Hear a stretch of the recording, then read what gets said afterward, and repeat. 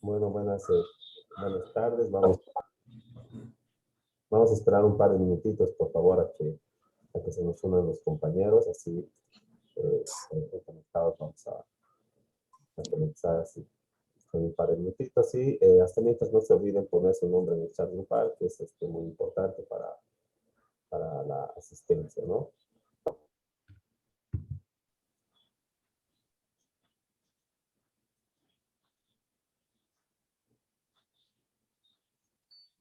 Ahora, entonces vamos a seguir admitiendo y esperaremos un minutito o dos, por favor, para que se nos unan los compañeros. ¿Ok? Entonces, empezamos en un minuto.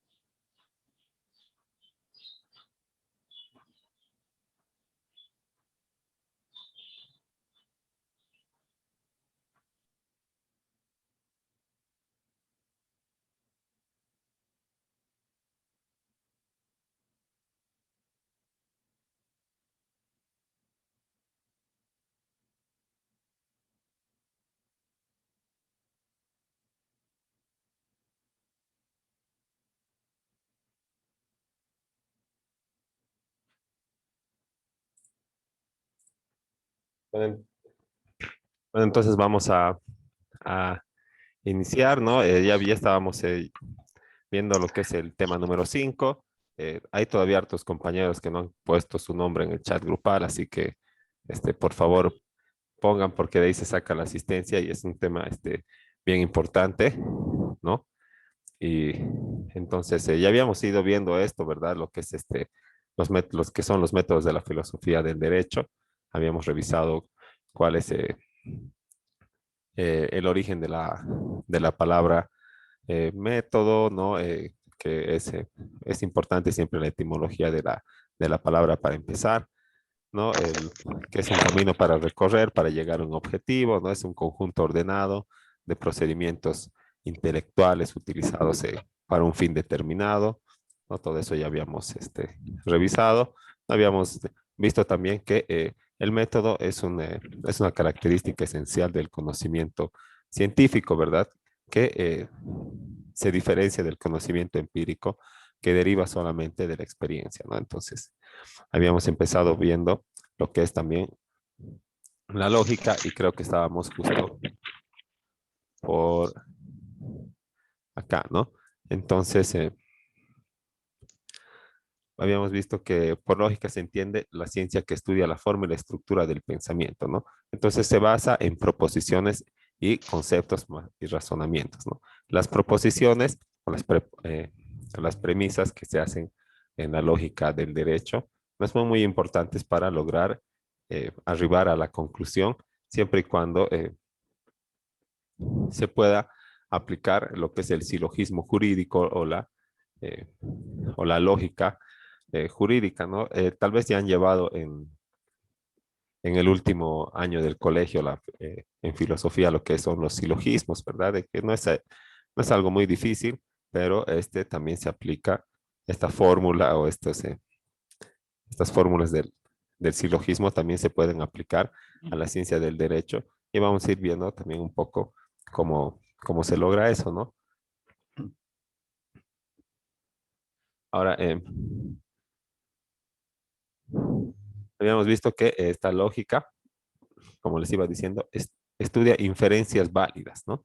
En virtud únicamente de su forma, porque la única condición para que exige para garantizar la velocidad de la conclusión es que la premisa sea cierta, ¿no? Entonces yo no tengo que probar ni demostrar nada de la conclusión. Lo único que necesito establecer como veraz, como cierto, es mi premisa, ¿verdad? Como por ejemplo, eh, mm, no sé, los gatos tienen cuatro patas, ¿no? Entonces, si, eh, si si Diego es un gato, entonces Diego tiene cuatro patas, ¿verdad? La conclusión ya no se demuestra porque esta deriva de la veracidad de las premisas, nada más de la premisa mayor y de la premisa menor, ¿no? La premisa, que es la primera o la premisa mayor, siempre parte de algo, de una, de una deducción general y luego se plantea la deducción, particular y se saca la conclusión, ¿no? Vamos a ir viendo eso más adelante en la lección.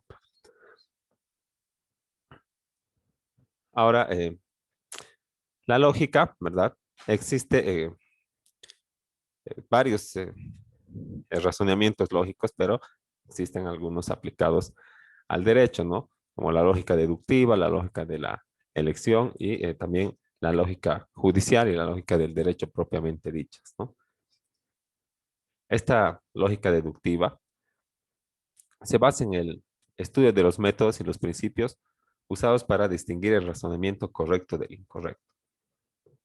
Entonces, ¿cómo logramos esta distinción? ¿No? Eh, mediante la aplicación de métodos o o de argumentos que partan de las leyes generales para plantear o para extraer la norma o la ley en el caso específico, ¿verdad? Para su aplicación en el caso específico, ¿no? Lo inductivo es al revés, ¿verdad?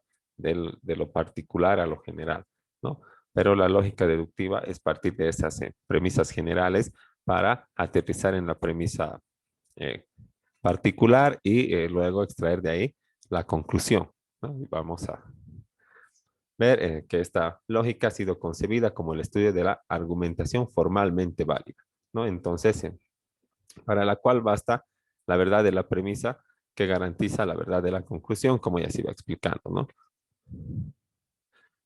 Ahora, existe también lo que es la lógica de la elección y lógica de la elección es como designa el profesor Tarufo a la función esencial que tiene la prueba en cuanto a criterio de decisión y factor de elección entre distintas versiones de los hechos en el momento central del razonamiento judicial o del juez, ¿no? Entonces,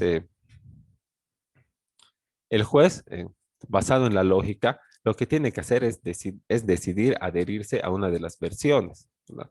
Solamente tiene que decidir cuál de las dos versiones va a ser verdadera, ¿no? Entonces, es eh, este, este criterio de decisión, ¿verdad? O esta decisión, ¿verdad? Este, esta elección que va a realizar el juez entre las versiones de los hechos, representa o compone la lógica de la elección. Entonces, lo que va a hacer el juez es, en base a los elementos de prueba, decir, ah, no, el demandante tiene razón, o bueno, en su caso, el demandado tiene razón cuando ha planteado su contestación y, por ejemplo, ya no le debe ni un peso porque ya ha pagado o porque ya ha prescrito su derecho, ¿no? Por ejemplo, en ese caso de la prescripción, eh, tú solo tienes 5 años para reclamar una deuda de dinero, ¿no? Entonces, puede ser que exista documento, que la deuda esté, bueno, eh, que esté legalmente establecida y que aparentemente se pueda reclamar, ¿verdad? Pero como ya ha pasado tu plazo, te has dormido 5 años después de que se ha cumplido el, el- después de que se ha incumplido el contrato, ¿no? Por ejemplo, has dicho, ella en un mes me va a pagar mis 1.000 bolivianos, ¿no? Ha pasado un mes y no te ha pagado. Y después de eso, 5 años has dejado pasar y nunca has reclamado. Entonces, por seguridad jurídica no pueden quedar los hechos así al aire para que vos de aquí a 30, 50 años los reclames, ¿no? La prescripción asegura garantiza esta seguridad jurídica y le pone un término pues al ejercicio de tus derechos. Entonces agarra y después de los 5 años vas y reclamas, ¿no? Aparentemente está bien, ¿verdad? Tienes el documento, no te ha pagado, está su firma, ¿no? Pero el otro contesta y dice, sí, está bien, le debía, pero por el transcurso del tiempo ya no le voy a pagar porque es su derecho de reclamarme el pago ya prescrito, ¿no? Entonces, ¿quién va a tener razón en ese caso? Es pues el ex deudor, ¿no? Porque vos como acreedor te has dormido y no has reclamado tu derecho en el plazo que establecía la ley. Entonces, el juez en base a esos razonamientos lógicos, ¿verdad? Va a elegir una de las versiones de los hechos para poder expresar un pronunciamiento, ¿verdad? Y decidir en el fondo el proceso o la solicitud. Y eh, esto se va a traducir la mayoría de las veces en una sentencia, ¿verdad? En la que el juez va a, eh, a decidir cuál de las versiones es verdad, ¿no? O quién tiene la razón. Y en consecuencia va a ordenar también una acción o una abstención o el pago o en su caso la restitución de una condición jurídica, ¿no? Entonces, a eso se refiere la lógica de la elección, ¿no? Entonces, en ese momento, como dice, ya no opera la abducción, o sea, el razonamiento individual del juez en el que él construye la explicación para explicarse él mismo los hechos novedosos que han sido planteados ante él, sino que lo que tiene que hacer es elegir entre alguna de las hipótesis que le presentan, ya sea el demandado o el demandante en este caso. Entonces, en este contexto, ¿verdad? Tomando en cuenta todos estos elementos, el, lo que hace que el juez él elija por una de las versiones de los hechos es la prueba que se presenta para, eh, para poder apoyar las afirmaciones, ya sea de mi demanda o de la contestación a la demanda, ¿no? Entonces, no puedo o no debo, ¿verdad? No debería, nunca debería argumentar o presentar un memorial o una solicitud o una contestación ante el juez o menos un recurso de apelación, digamos, sin tener prueba de lo que estoy hablando, ¿no? Entonces, si voy a argumentar algo, si quiero que el juez se apegue a mi versión de los hechos, tengo que aportarle pruebas para eh, eh, para que pueda elegir mi versión como verdadera, ¿no? En base a los elementos de prueba. Va a decir, está diciendo esto, es cierto, aquí está el certificado, aquí está el documento, aquí está el plazo vencido, ¿no? Y en contrapartida, el demandado, bueno, ha contestado ha dicho que no ha negado, pero no ha aportado ninguna prueba. Entonces, ¿quién tiene razón? El demandante, pues, ¿no? Y puede ser de que, como les he dicho, su premisa sea falsa, ¿verdad? O sea, que esté argumentando sobre un hecho falso, pero de manera verosímil, ¿no? ¿Qué pasa si en la deuda eh, me ha pagado, de mis 1.000 bolivianos, me ha pagado 500 pesitos? ¿no? Pero no le he dado recibo ni me ha pedido recibo, así que eh, parecería que en los hechos, ¿verdad? De acuerdo a los documentos, parecería que nunca me ha pagado, pues, ni un peso, porque él no tiene recibo y yo no le he dado, ¿no? Y le voy a decir al juez, eh, bueno, mi razonamiento así interno va a ser, como este, como este no me ha pagado, ¿verdad? Y me está haciendo demandarle en juicio más, y ha sido un sonso por no pedirme recibo, le voy a reclamar todo, así para que aprenda a pagar, ¿no? Y voy a ir y le voy a reclamar todo. Al juez le voy a decir, no ha pagado ni un peso, ni por el capital, ni por el interés de vengado. Así que reclamo que me pague la totalidad, ¿no? Y el juez va a decir, ah, sí, no hay recibo, no hay nada, no hay depósito del banco. Entonces se, se le va a, se le va a citar al demandado para que pague, ¿no? Para que responda y él va a decir, no, pero sí he pagado, pero no hay prueba, ¿verdad? Y yo tengo la prueba que es el documento del, del préstamo y él no va a poder oponer ninguna prueba, va a decir solo, sí he pagado.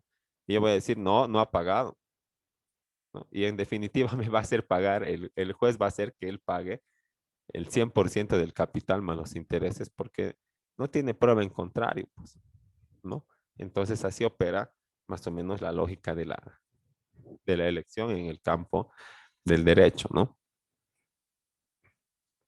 Ahora, en cuanto a la lógica judicial, esta se centra enteramente sobre la idea de la adhesión. Es complementaria a, a nuestra anterior diapositiva, ¿no?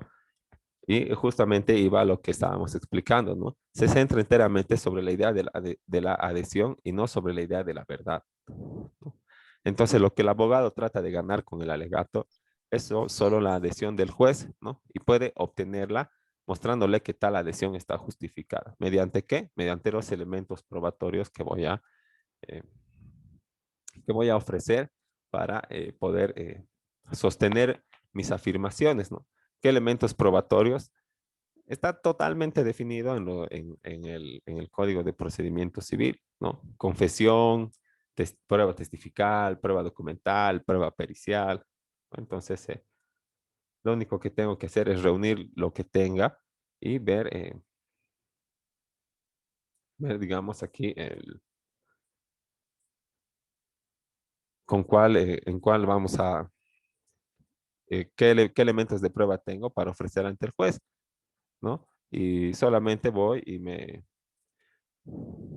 y si quiero saber qué elementos de prueba existen, me voy al código de procedimiento y ahí dice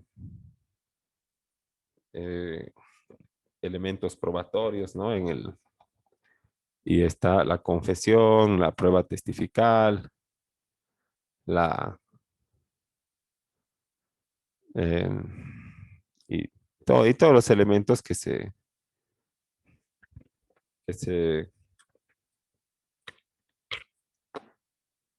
vamos a buscar.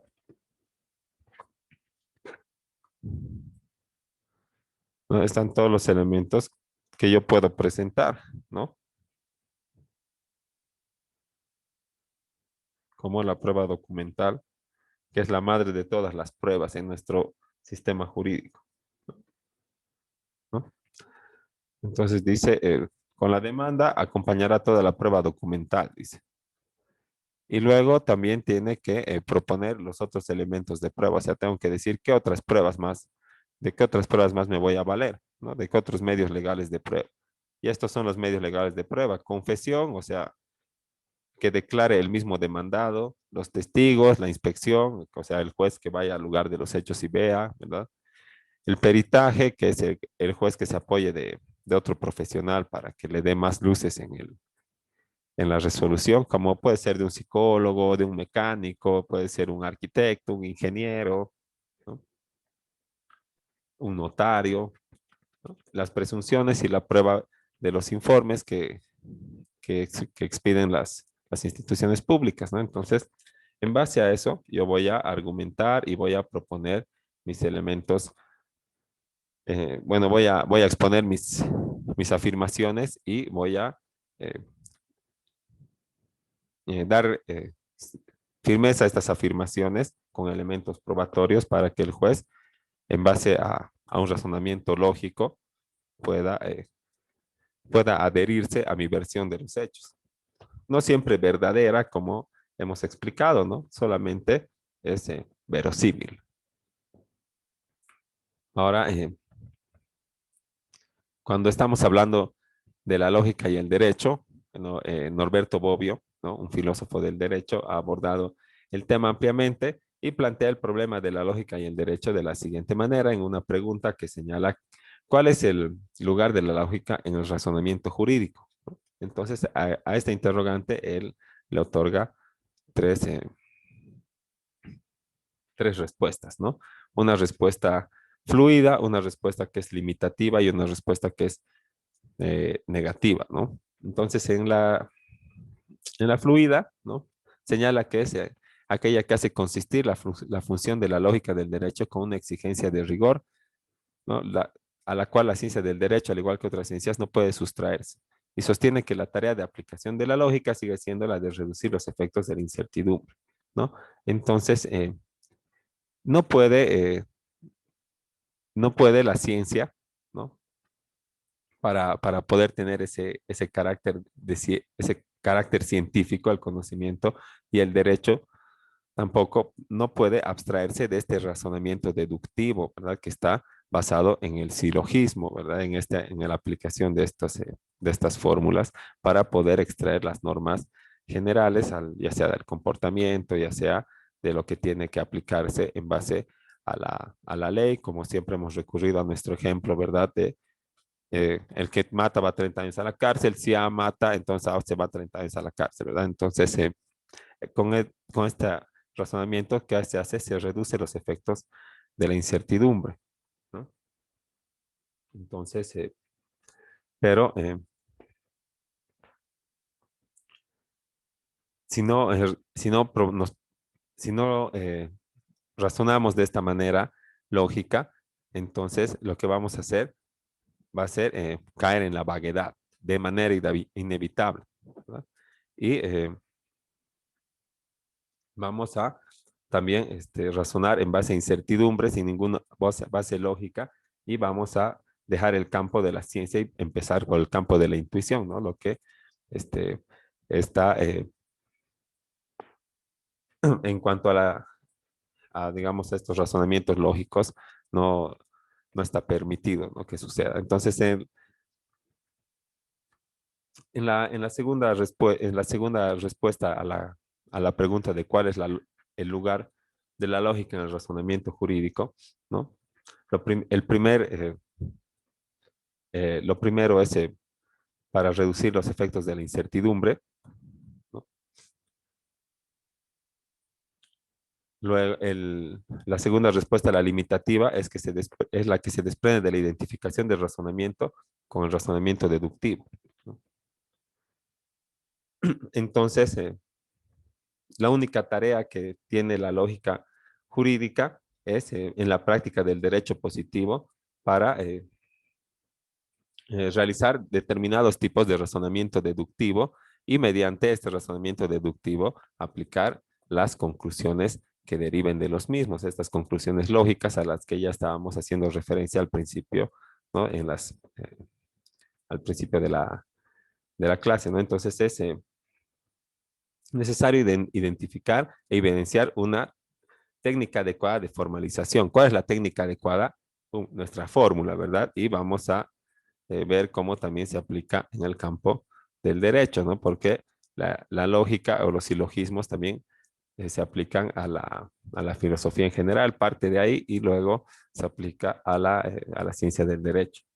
Y luego está la respuesta limitativa que dice que el lugar de ¿cómo está? El, el lugar del razonamiento lógico en la ciencia del derecho, ¿no? Se desprende de la identificación del razonamiento con el razonamiento deductivo. Sobre la base de esta identificación, el problema en torno al lugar de la lógica en el razonamiento de los juristas se convierte en el problema del lugar de razonamiento deductivo en la ciencia del derecho. Y el lugar del razonamiento deductivo es el de la aplicación, como ya le hemos puesto en varios ejemplos, ¿no? Entonces, la lógica y el derecho se aplican, ¿no?, de manera sistemática para poder eh, resolver los problemas de la incompletitud y la inconsistencia normativa, ¿verdad? ¿Qué pasa cuando la ley no ampara un caso concreto que se da en la realidad, ¿no? La ley es incompleta, pero no puede una autoridad judicial no resolver o abstraerse de resolver las demandas solamente porque la ley no ampara ese caso concreto, ¿no? Entonces, estos problemas de incompletitud, tanto como de ambigüedad, o sea, los problemas ya del lenguaje, ¿no? De vaguedad o de ambigüedad, que ofrecen dobles interpretaciones o parece que ofrecen dos soluciones a un mismo problema, ¿verdad?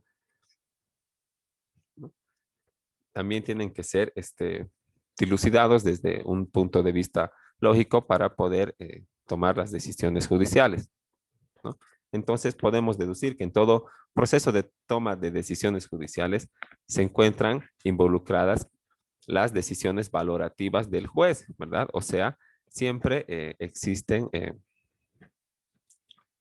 la intervención de estos valores, ¿verdad? Para poder resolver estos problemas sistemáticos o sea, los de incompletitud y los problemas de ambigüedad. Entonces, eh, en base a estas consideraciones valorativas, lo que se hace es justificar la decisión, identificando los hechos relevantes en el caso que se le ha planteado al juez, ¿no? Entonces, lo que hace el juez es siempre una actividad valorativa, ¿no? Entonces, esta actividad valorativa, eh, cuando se puede, ¿verdad? Siempre que exista el precepto jurídico al que se le va a, al que se va a ajustar, se puede aplicar una fórmula de silogismo jurídico, ¿no? Eh, que es fácil que son son las causas que se resuelven de acuerdo al razonamiento lógico y que son casos que están concretamente establecidos eh, en la ley, ¿verdad? Que el derecho positivo le plantea una solución eh, determinada, ¿no? Por lo general, se puede deducir aplicando estos silogismos, ¿no? Entonces, el primero que ha aplicado, que ha sacado la fórmula es el filósofo Aristóteles y de ahí se ha ido aplicando a la filosofía del derecho, ¿no? Vamos a ir viendo esto antes de que se nos corte también, ¿no? Dice que el paso de lo conocido a lo desconocido se realiza a través del silogismo o del razonamiento al que Aristóteles le da la forma casi definitiva, ¿no? Entonces, se parte de una premisa que es general, ¿verdad? Todos, o sea, todos los hombres son inteligentes, dice, que es la premisa mayor. Y luego se va a una parte particular, ¿no? Ya no todos, ¿verdad? Sí, todos los hombres son inteligentes. Ahora, si Aristóteles, que es un solo hombre, ¿no? Que es uno solito, si él es hombre, ¿no? Que es la premisa menor, y la combinamos con la premisa mayor, entonces vamos a deducir que Aristóteles es inteligente, pues esa es nuestra conclusión, ¿verdad? ¿No? Entonces, así también se aplica se puede aplicar este silogismo al campo del derecho y ahí es cuando empieza lo que se llama el silogismo jurídico, ¿no? Que vamos a verlo, ya se nos va a acabar el tiempo, entonces vamos a verlo después del receso. Quedaremos ahí, nos daremos eh, 10 minutitos y luego vemos esto del silogismo jurídico y respondemos una pequeña práctica, unas preguntitas para poder aplicar. Entonces, si tienen alguna duda hasta aquí, entonces les escucho en estos últimos minutos que tenemos de la reunión. Disculpe, ¿qué es la negativa? ¿Perdón? La negativa. La negativa, me ve lo que ha dicho la fluida, la limitativa y la negativa. No he dicho Ah, la limitativa. la respuesta negativa, aquí está. Dice que si por lógica se entiende el estudio de los procedimientos demostrativos, ¿no? No hay lugar alguno para la lógica en el razonamiento de los juristas que pertenece al campo de la teoría de la argumentación, ¿verdad? Porque, o sea, no existe campo para la lógica, porque lo único que tienes que hacer es comprobar mediante los elementos de prueba lo que es verdad, ¿no? Entonces, eso pertenece al campo de la teoría de la argumentación para adherirse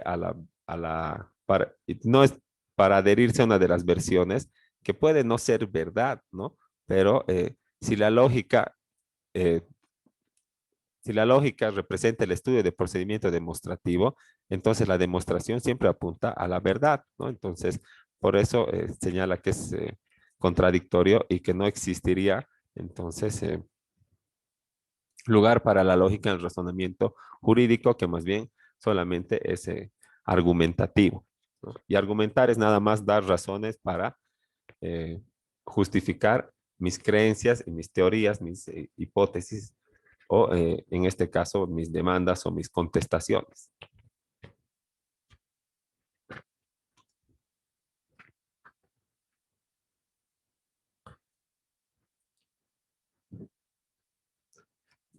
Al, ¿Alguna pregunta más? Él dice, Sí. la anterior vez nos habló sobre el peritaje. ¿Qué es el peritaje, licenciado? El peritaje es un elemento de prueba que está acá. ¿Dónde está? Acá está el peritaje, dice, ¿no? Entonces, es un elemento probatorio que yo puedo poner en los procesos para que mis afirmaciones sean comprobadas, ¿no?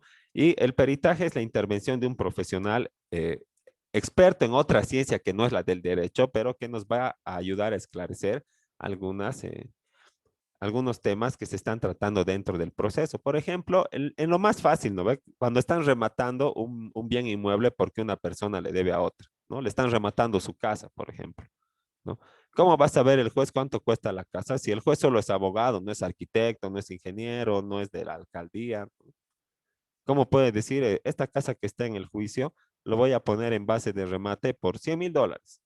Porque se parece a mi casa y yo me compré en eso, ¿así? ¿No? Entonces necesita el apoyo de un profesional que le ayude a dilucidar ese tema, ¿verdad? ¿Qué va a hacer? Va a llamar a un arquitecto y va a decir, señor arquitecto, ¿verdad? Eh, Avalúe esa casa y dígame cuánto cuesta a la fecha. Entonces, el arquitecto va a hacer su estudio y no va a ser gratis, ¿verdad? Porque actuando así dentro del proceso como perito, el que pierda o el que pierde le paga pues al perito, ¿no? Que está designando el juez sus honorarios. Así que entonces va a hacer su peritaje y va a decir, así señor juez, esta casa, porque está ubicada en tal lugar, porque tiene acceso a servicios básicos, porque su material es de tal, de tal. Entonces cuesta $200,000 y el juez va a decir, ya, entonces si el perito dice $200,000, $200,000 es la base del primer remate, ¿no? Y puede ser que en casos más difíciles, por ejemplo, necesite la intervención de un psicólogo, ¿verdad? De un médico, de un forense, o de un ingeniero civil para saber por qué se ha caído el puente de la 6 de agosto, ¿no ve? ¿Por qué no ha aguantado 2 flotas llenos de gente? Entonces, ese es el peritaje, es un medio de prueba en el que interviene como apoyo jurisdiccional, un profesional de otra ciencia que va a esclarecer algunos puntos para que el juez pueda decidir de manera más justa en el proceso.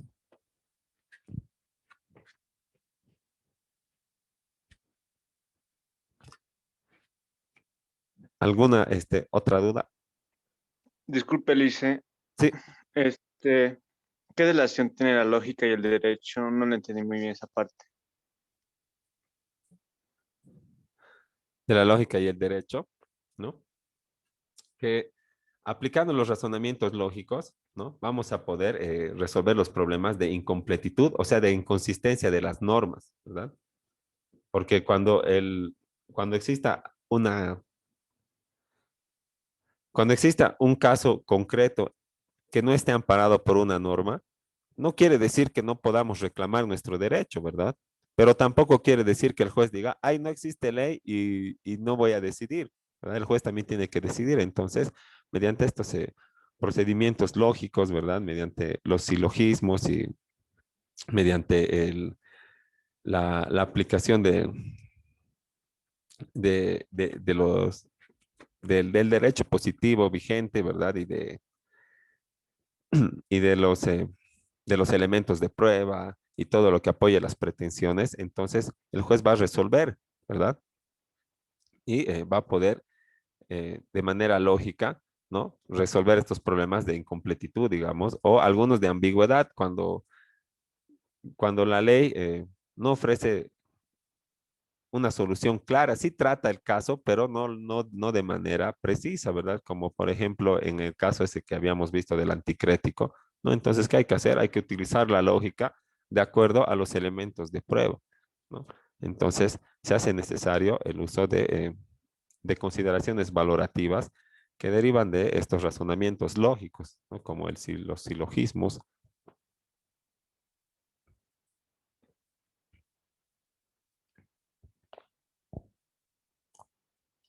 Eh, no sé si está claro o... Sí, Lice, se entiende. Ok, entonces vamos a quedar ahí y en 5 minutitos les comparto el enlace para conectarnos otra vez. Hasta luego.